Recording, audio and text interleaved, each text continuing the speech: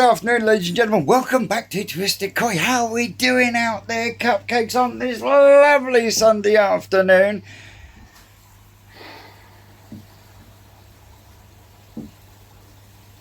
It's gone. No, it hasn't. No, it hasn't. It's there. And you, Pine Tree Koi Pond. Yes, I see you. New little channel. Go across, give them a subscribe, drop them a comment. Tell them the Twisted One sent you. I bet it will tickle them pink. Well, before we go outside and have a look at the ponds, I'm actually waiting for my neighbour Vince to come round with a jack. I don't think he's got a bottle jack, but he's got a trolley jack, and we're going to try and stop this from collapsing. And we've got to be really careful because it's connected to the fucking pond walls as well. But let me spin you round and you'll see my dilemma. Now, I don't need to zoom you out. You can see that the gap has got bigger there and the gap has got bigger there. So what we plan to do is try and use the trolley jack with a bit of wood bracing both legs. You're gonna have to zoom me out. A piece of wood going across the bottom of both legs, and see if we can jack it up just enough to level everything back off, and I can get some bricks underneath, because otherwise I think it's just gonna go poof, and then the pond's gonna go poof, and I'm gonna be in absolute shit stream. So yeah, we are in twitchy bum territory right at this moment in time. But while we're thinking about the pond, let's have a quick look at the boys and girls, because they are looking absolutely awesome. I was looking back at her short when I first got her back 3 years ago now. Completely different fish. But yeah, the guys and girls in here are doing absolutely great guns, as you can see.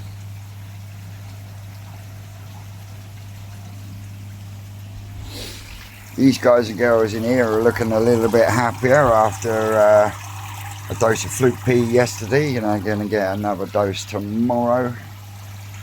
These are gold. I've got more flow going round now as I've turned the pump up. We are starting to see a little bit of size on some of them, but yeah, as you can see. But I think what we'll do, that one's not going anywhere. There should be a Ginrin one in there as well. That's not going anywhere. And keep your eyes off the platinum ogon, because that's my mum's. But everything else in here, we are going to get bowled up later on today, probably after the live. And we'll show you what is going to be available on the auction. The colour's starting to come back in on this one where it damaged its nose. So yeah, that's where we're at, and everything's running tickety-boo. What isn't running tickety-boo is me ace of Bonsai. That's died, and my big one, that died. Fuck knows why. So what I'm going to do is I'm going to remove my Jewish pine from there and put it into this one here, and then that will go in there where it's a little bit warmer and a little bit more consistent, and then that one is going to go into the one with the acer pot, and then I can get some more and do some more. So yeah, but there's my ever changing whatever it is from my spawning from the Ginrin Sorogoi. But yeah, the pond itself is looking absolutely awesome. I've got to get that one in the bowl for Ricardo to see tomorrow, because when I took that to the national, it was a stunning Kikasui and it got second in size and class. But since we come back from the national, it's now breaking out in Sumi, thus changing it from a Kikasui to a Deutsche Amateur. A few of the ones that I took to the national are now starting to put on a bit of body. Platinum Ogon, the Deutsche Sankey, That's definitely put a bit of body on. Still need that sumi to finish coming out though. I did a short yesterday about the Omasako show. I'm really disappointed with that. That's going to be moved on, as is the Kaneko Shiro Atsuri down there. But as for that, everything else in the pond is doing absolutely sweet. But yeah, they're looking great at the moment. And these are looking great and eating like troopers. But we're not going to have them out for at least another week. And at some point today, I will get that bit of wood up so I can get my 2 new mugs up there. So, what I shall do, Vince isn't ready yet, bless him. Deutsch, Aragoki, Kinshower. Oh. Yeah, so I'm going to come back to you very shortly. That's Vince been and gone. I've still got the jack here, but we haven't done much to the gap in the middle, but we have got some blocks and some bricks and that there to stop it from dropping any further. So yeah, let me spin you around. You spin me right around, Stubbsy right around. So yeah, we got bricks on this side, we got a block and a chunk of wood that side, and we got a piece of wood braced right across both pieces. So yeah, it'll be a lot easier to get it to where I need it once the pond is empty of water. Then I've got no fear of pushing it too far and then the whole lot bucking, popping and blowing on me. So yeah, I got my Jewish pine put there, and that's about as far as I've got at the moment, because I've got to say a big shout out to my man Will from Will's Koi. Cracking little fucking auction last night, Mush. Absolutely tip my hat, you done well. Anyway, that aside, I learned on our Will's live last night that depending on the shape of the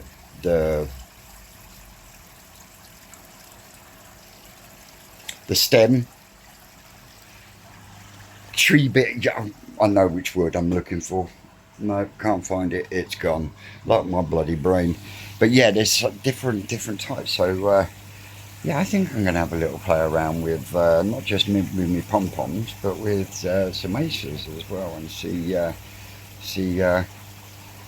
what I can do. Because I have been following a couple of bonsai channels. You've got the bonsai area, and then there's Hashimura something or other. I can't remember it fully, but I will put it in here now. So yeah, but on that note, I'm going to turn the skimmer off, give these some food, and get myself ready for this week's Sunday night live. Oh, Sunday afternoon live even. So yeah, we'll have you have a little squiz of the babies, having a quick munch.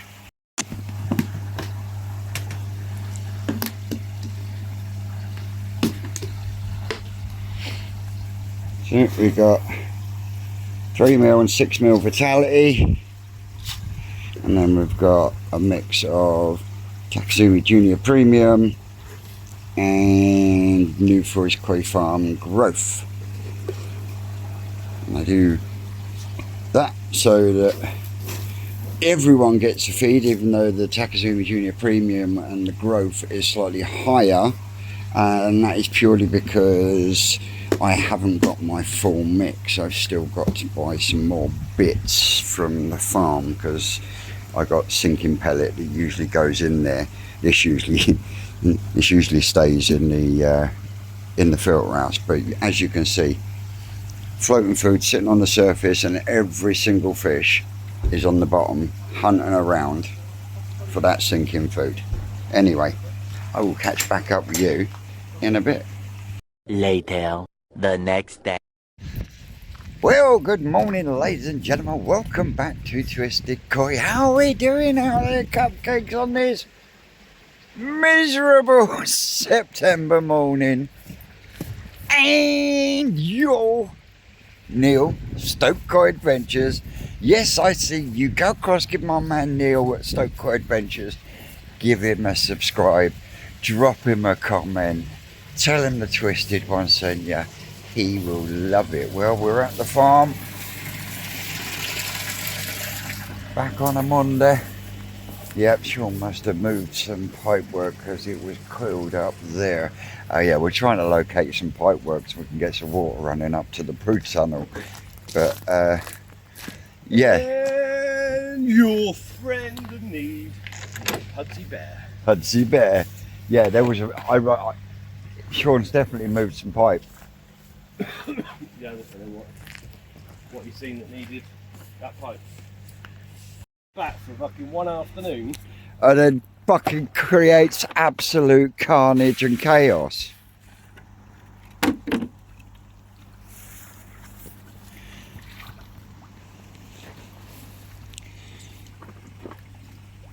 Bang on the feeder, just like we want to see. Oh, I could have grabbed some fucking cable ties, couldn't I? Race is on to get these B1. done. B1's quite low. Yeah, but it's the race to get everyone out, mate, before we are. Where did this autumn come from?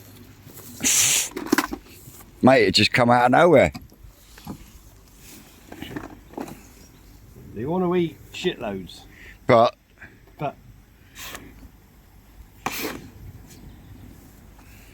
the temperatures are saying no. Not the temperature, it's the light level, mate. The light level now, is it? It's this Audi stuff, so.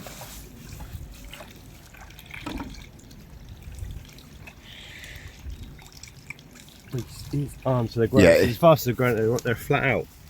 Yeah. Anytime, Dave. Yeah, found it. It's got water running out of it. Into the old shop.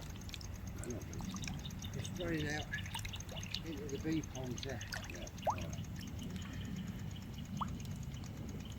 Yeah, what you've obviously done is unscrewed it from the thing and moved it down there. Put paranoia in his head, that. Oh, Yeah. Beauty. Oh, Slugged it, mate. Fucking size on that. That's where your flute come from. Fucking wrong sort of flukes, mate.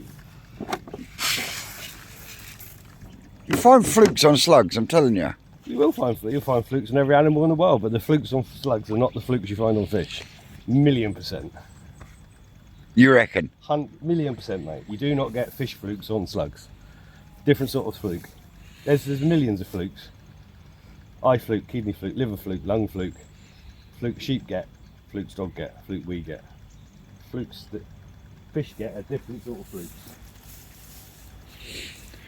Promise you. So where do they come from then? If they don't come off of slugs and shit like that? Other fish. Birds. You occasionally a heron might drop a fish. Won't be in their shits. Only there's one sort of fluke that can go through a heron, but not the sort of fluke you find either. Every fluke you find in your pond has come from the fish in your pond or the fish you've introduced to your pond from somewhere else, and they'll be at low levels. All of these fish, if I scraped every fish 10 times, I'd probably go to find the fluke. And then you put these fish in a shit environment, and that builds and builds, and before long, that's how you get your flukes. They don't come from slugs falling in your pond, promise you. So what you're saying is you'll never truly eradicate flukes from your You will pond? if you haven't got it. So when we start with the hatchery clean, if there's no flukes in there, they can't get in there. They only ever get in there because of us putting new eggs in there that have either or not, normally probably from us. So we disinfect ourselves and whatever, but the chances are that's how you get them in there, or waterborne from different source of water. People moving nets that have been moved. So Fish mucus, a pond that has had flukes, been treated for flukes, scraped clean, no fish introduction or anything like that, and then couple of months down the line they get flukes, where have those flukes come from? Still there. There's no treatment off the shelf that's legal that will kill all your flukes. Basically. Right. So there is treatments that will. So basically, when we're putting our fluke treatments in there, we're just knocking back the numbers in effect. Then so you're knocking 99.9% of them out. Some ponds you might kill them all, and then you won't get another problem with them. Yeah. They can't come back. But the chances are, one shitty weak fish in there that's got heavy mucus and whatever. Some flukes survive. They build up again. You don't notice it for months because it takes a long time to cause a problem. Use the same treatment again, and it might only kill 98% of the flukes next time, and then 90, and then because the ones that survive are the ones that got a bit of strength to that treatment. Right. Yeah. But yeah, you never. Yeah, the fish deal with it. So these ponds, we won't have a problem with flukes in here. Went through the summer, lovely jubbly, ponds green, pH is high, fish are feeding, growing, no issue at all. But I guarantee if we left this pond and stressed the fish through the winter, something will start to pop up, be it flukes, costed. There'll be issues that are here that are no bother at all. And as long as the fish are in the right environment, it's not a problem. It's only when you put them through that shitstorm of stress that they don't want to be in that the problems occur. These ponds, the problem will occur when as you're saying, as the light level drops, the algae drops, that then starts releasing some of the ammonia and stuff that's been kept up in it. Yeah. Water quality goes downhill, fish get stressed, then you will start running into a world of shit. Yeah. Oxygen levels drop off, again, stresses the fish. Water quality is not so good, stresses the fish. They're not feeding and growing like they want to, stresses the fish. And at some point, it all goes wrong. But yeah, you can't, every natural body of water will have flukes. Yeah. Like our lake down there, if you scraped enough fish, in fact, you could scrape fish now and you would never find anything. But if you put those fish into a sterile environment and pissed them off enough, they'll go down with white spot or flukes or whatever that they're carrying, dealing with. It's that stress event that then starts to bring it out. So you can have ponds with no flukes, either never been there or the treatment regime has 100% worked, which if you've got the right treatment at the right temperature, at the right dose repeatedly and everything else, and you haven't got that sick individual that's tends to be in a lot of ponds. Yeah. Which tends to be, a lot of people should be, that one fish sometimes needs to come out either to a hospital tank where it can be treated in a much stronger regime or removed from the environment. Because you often find that's the problem fish that you don't cure, whatever it is you're treating for. Yeah. The chance of a lot of people think, I'm going to pour this bottle of stuff in here and eradicate every fluke in this environment. Doesn't happen. All you're really doing is knocking the bulk of them back and giving the fish the chance to deal with it themselves. Yeah. And obviously that is so reliant on temperature, water quality, stressors. There's some really nice patterns in there, isn't there? They're doing good. At the minute, we've got shed loads of fish. Shed loads of fish. Our challenge, if you want to accept it, is keeping shed loads of fish happy until next year. Yeah, that is our challenge, and we do accept. But yeah, herons there's a life cycle of one fluke that goes from snail, so the herons and whatever eat fish or snails, and then they'll shit the fluke eggs back out, and they always shit on water. If you watch most birds.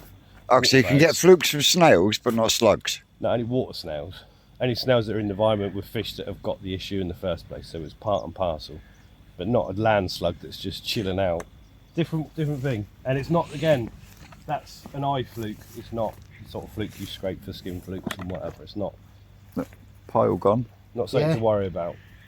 But yeah, most people that have problems with flukes deal with it. But the main underlying issue, stock density, water quality, temperatures, shitty fish that's in there that's not really recovered. That's why the flukes go. You scrape, you don't find them. 2 weeks later, oh, for fuck's sake, they're back. They weren't completely gone. They were just down to a level where you scrape. You're only taking 1% of one fish's mucus or whatever. Yeah. Yeah. We tend to, you do loads of scrapes on lots of fish or whatever. We're just literally one fish in a tank, one scrape. If there's a parasite problem there that's bad, you will find it. Yeah. If you have to start scraping 6 fish in 6 places, you're starting to hunt for something. Again, it's just showing you that it's there and it might need dealing with, but it's not a major problem. Yeah. If it's a problem, it will be there on your first scrape. You know yourself, you do a scrape. If trikes are a problem, it's a little rave. Yeah, a rave party going on. So, right, the small outlet water so Dave can get. So Dave can get filling up.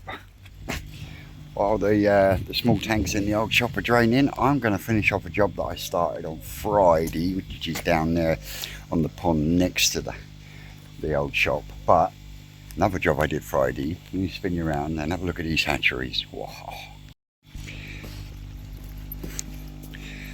So yeah, the old grapevine, an area has been given a good clean. There goes me saw. Filled this one up with fish this morning. Rick scrubbed this one down this morning. Got that filter in place. That you couldn't see that dolab for grass and weeds and everything else. So yeah, got all that done in there. And then Rick says to me, the old pressure filter down in the back of the hatchery pond, he says it needs a clean. But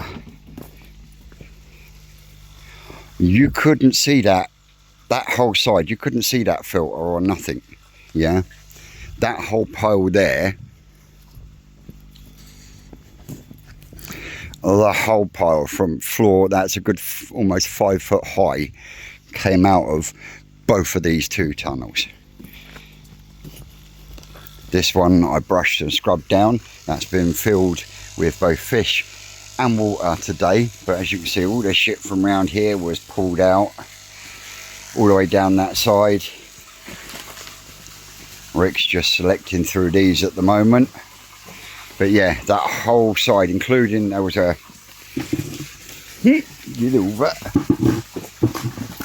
huge pile of shit here that was the same height as the pond.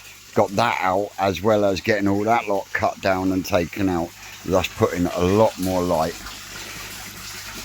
on Rick's auction fish that he's got from Perfect Aquatics. Looking a bit clearer now as well. But yeah, they're doing good. Might as well give them a little chuck while we're here.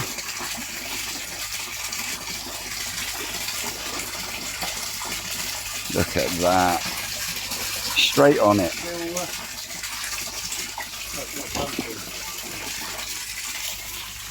Is it not? No, so. Check it. No, it's not. Unless Rick's turned it off. I think we must have. Because there's still a load in there, look, that you've got to go through.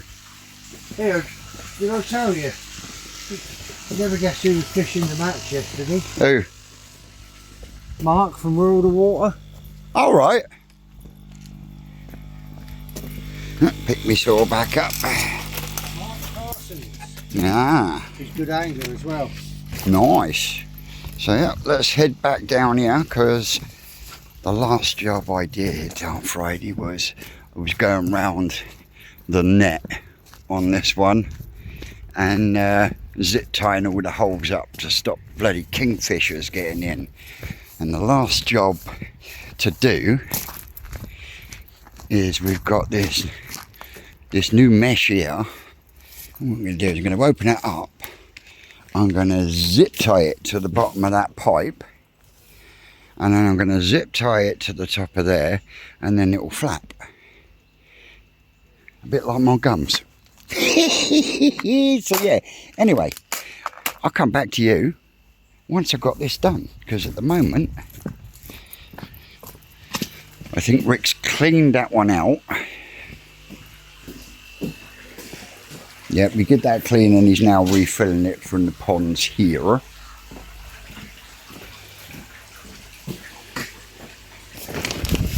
And this one's got the hose going in it. So yeah, it's all a go, go, go at the moment. Hitting that time of year. Well, presently on a lid hunt. Trying to find the lid, the perspex lid, the polycarb lids that go on the tanks for when we're moving the fish about with the quad. Rick can't find them, he can't remember where he saw them last. So Sean's gone up the top, I'm going to square 2 and 3 to have a tell you, sometimes that boy had break. Hey! If that boy had brains, he'd be fucking dangerous. Oh, I love him to bits. Oh, fuck me, that started filling back up quite quick. Jesus Christ. In fact, have a look at how much that's dropped down now. As you remember, I cleared all this area, mulched down to almost nothing.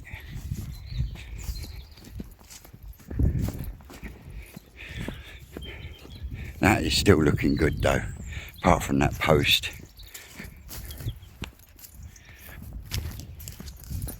He was right, you know. Got him! He was fucking right, you know. Makes a change. But yeah, bloody great pile there. And a bloody great pile there. But, God mate, doesn't that look better in comparison to that bit over there that I've still yet to do at some point in time. And it's not going to be any time soon because we got to start harvesting the bee ponds and everything else, because after this weekend it's go, go, go, go, go. We'll be selecting through all the this year's fry for the ones that are going to be kept on and everything else. Oop, break me neck. So yeah, won't be long and we'll be harvesting the mud ponds. I say what, before we harvest the mud ponds we've got to do a damn sight. Oh, now that's a nice view.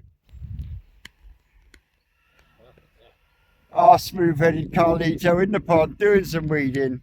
Good lad. Is that duckweed? Blanket weed and all that, mostly. Oh mate, I did the duckweed in that pond next door, and within 24 hours it looked like you hadn't fucking touched it. Yeah, it's mental, isn't it? Yeah, crazy stuff. See? Yeah. Is that George in the shop? Yeah. Ooh, there you go. Right, let's see how these tanks are getting on. I got something in my fucking wally boat again. Oh, I tell you what, guys. I tell you what, sometimes it's just started raining again. Be alright, but it's that fucking horrible misty stuff.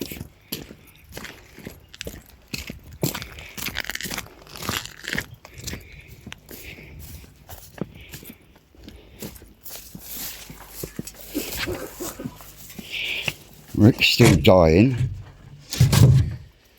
Can you die quietly, please, Mr. Carpenter? No. Hey, I'm surprised. They were by square through. I've got a photographic memory. Yeah, right. That was just fluke. I just got no idea why they were there. I don't remember being around there with the tank. No, because we haven't taken anything out of them ponds.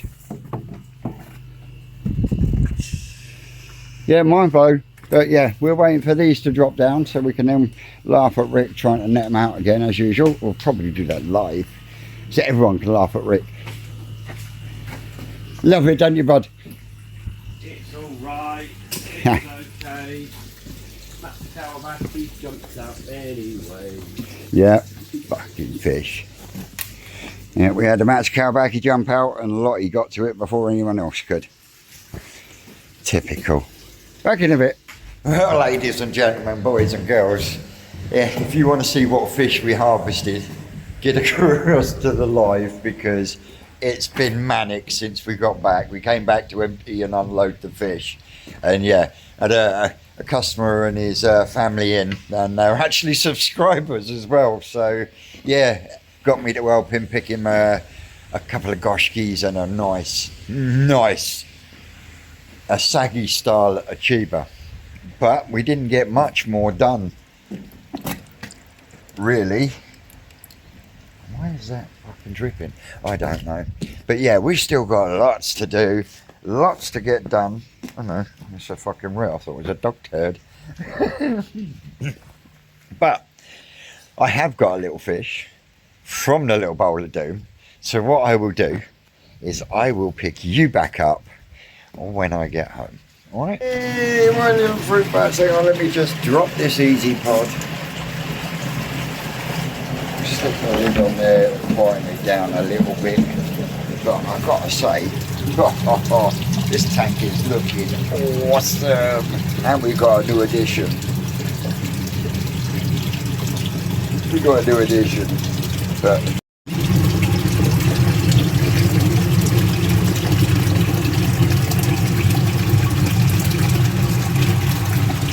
looking absolutely sweet. It's going to be a busy week this week, so we won't go through these this week, but we will be going through them next week. So, as we normally do, we'll get the blue bucket, the blue bowl out. We won't have that bit of shit though. Get the fuck out. Get out. Thank you. Right, we'll take a little bit of that water there. Put it over there. I'll grab this little beauty here. And band went in there today. Usually I get twanged in the face with it.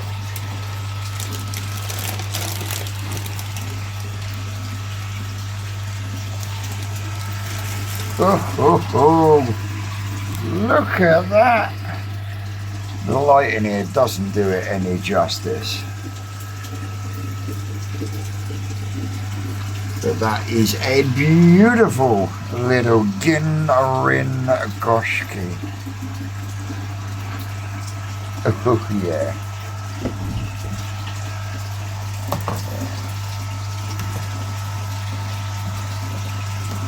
Get it on a white background, you'll see it better. Whoa, look at that.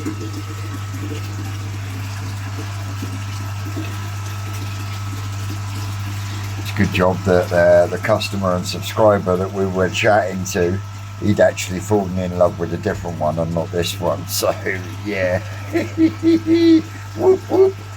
So, yep, there's my beauty for today. A beautiful, beautiful Ginrin Goshki.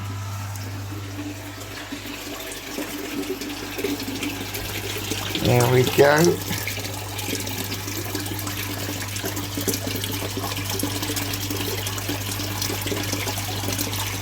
Gonna be a wow.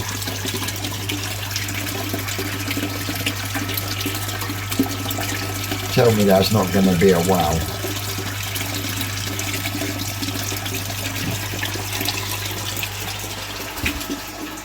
What I do, I turn that one off,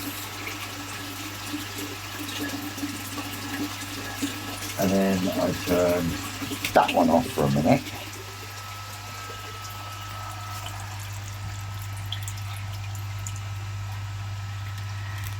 There we go, look.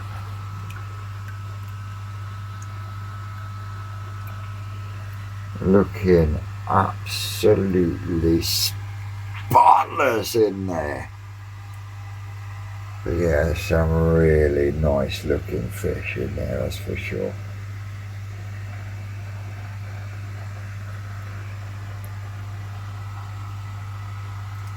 Now we've got an added extra. Beautiful. So we can turn that one back on, because you've had a look. Now, stand that one there, that one down there. Oh my word, that is just rank. So yeah, that's my next job. And you don't want to stand there, you don't want to sit there watching me rinse out a dirty fucking easy pod. So on that note, ladies and gentlemen, I will say thank you very much for joining along. As always, don't forget to hit the like button on your way out. Subscribe if you're not. As always, guys and girls, I've been Twisted Koi. You lot out there, you know you're great. And I think we might actually come at you tomorrow with the fish that are going to be available for auction from Twisted Flowers. Those. That's all, cupcakes.